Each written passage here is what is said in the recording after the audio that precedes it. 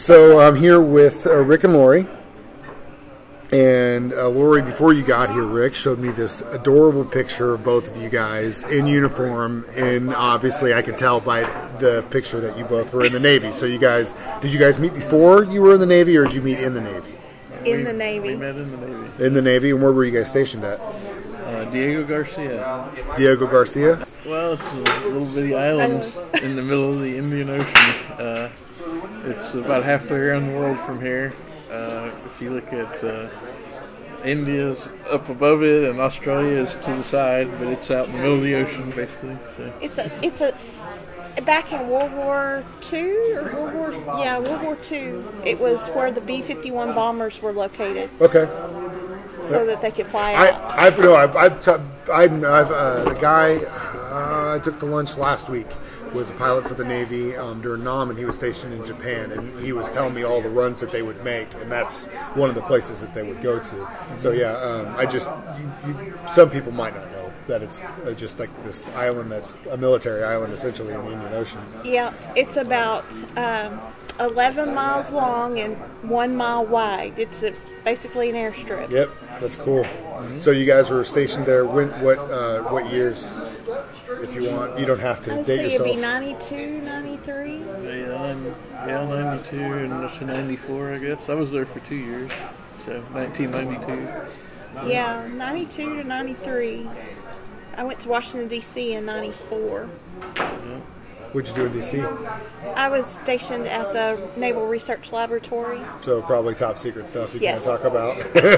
Well, actually, we are part of the team that's been declassified now. Okay, so you can kind of talk about it. Some of it. Okay.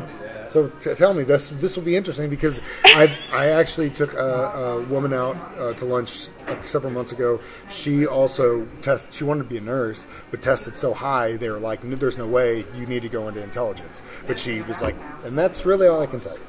Well, and I was like, okay, well, cool. So if you want to, you don't have to. No, I understand.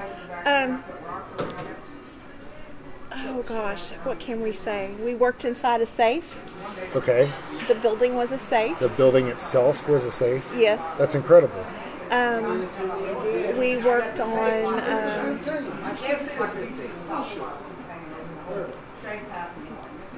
gear that received the signals from the satellites. Okay. Wow. So yeah, top secret stuff. Yes. So yeah. And that's as far as I'll go with that. Yeah, that's really cool. That's awesome though. Thank you for telling me that. I appreciate problem. it. That's really cool. Yeah. We were in during the first Desert Storm that was going on, and so we were sending information to the troops on the ground as far as where things were located at and things like that. Yeah. So did you guys work together in the same thing in the jobs that you did in the Navy? Or? Actually, he was my boss for a week until they figured out that we needed to be split apart. I see how you operate, Rick. That's good. Hey, that's smart. You're a smart guy. Smart.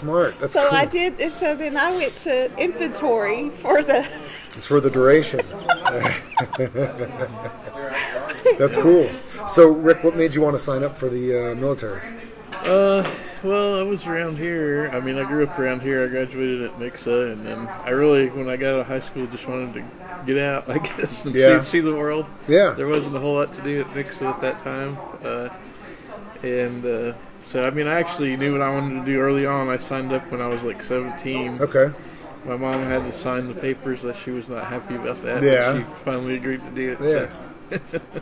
That's cool. So, yeah, I didn't really want to go to college, so I just sounded like the thing to do was join the Navy and see the world. That's cool. And did you? I did. I saw a lot of it. Yeah.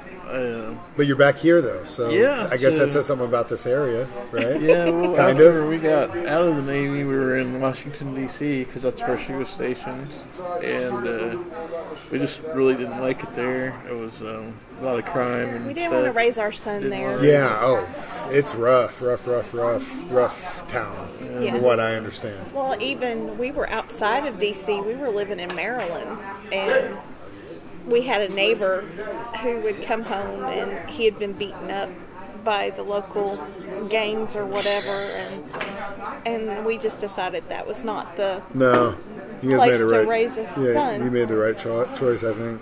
I would agree, big time. So what made you want to get into the Navy? Well, I'm originally from Wichita Falls, Texas. Okay. I can kind of tell in your accent a little bit. Or that Texas. Yeah. Well, I was in college and I didn't like it. Didn't know what I wanted to do. So I talked to a recruiter for the Army first.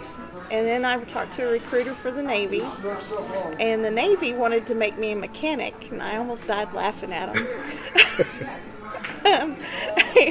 Well, I ended up being a kind of a mechanic. An engineer. But on electronics instead of cars. Yeah. I mean, it's interesting because you watch guys that do stuff on mechanics and stuff, and I've taken women that were in the reserve that do safety checks and stuff on airplanes and stuff, and to me it all kind of is engineering, and whether it is a mechanic or you're an IT guy, it's all engineered a certain way, and you've got to learn that. So that's cool. That's really sweet. Yep. I went to Adak, Alaska, and Diego Garcia, just like the guy got on the flight of the Intruder. Yeah. You get in trouble, I'm going to send you. Well, I went, and I really liked Adak, and I really liked meeting my husband and Diego. Yeah, that's cool. It worked out. That's awesome. I think Alaska is gorgeous. I have one of my best friends lives in Denali, and he actually works for the government now in the Park Service, but for a long time he just ran a bar up there because he was just a cook down here, and he's like, I could be a cook anywhere. So he went to Alaska. It's gorgeous. Oh, it's beautiful. Except for winter, and it's a completely different situation. Still beautiful. It's still beautiful, but you want to be warm, go chop wood for 3 hours. Yes. And that's the way it works. No running water because everything freezes. It's rough. I'm not that level of a man to be able to do that. I could for a couple months or maybe a week, but on a permanent basis, there's no way. No way. And I'm an outdoors guy. That would just crazy. So, what did you do after you guys get back from what did you do in the Navy, Rick? Well, I was basically a computer technician for working on that satellite gear that we were telling you about, maintaining that. And I basically stayed with that in my career when I got out and got into IT. And I've really been doing that ever since. That's cool. Currently, I'm working at Jack Henry doing IT work. Oh, nice. So. I know a few guys that work over there. That's awesome. It's awesome. It's a great place to work. You both, and you were telling me you work for Bass Pro. I'm in accounting at Bass Pro. It's awesome. For 11 years now. That's great. It's great companies. Both of them are awesome companies to work for. The top two in this area, I think. So, well, thank you guys so much for doing this interview, coming out to lunch, and your service above everything else, man. You're really cool, and it was really awesome to meet you guys. Thank you. Thanks for inviting us. Nice meeting you. Thank you for inviting us.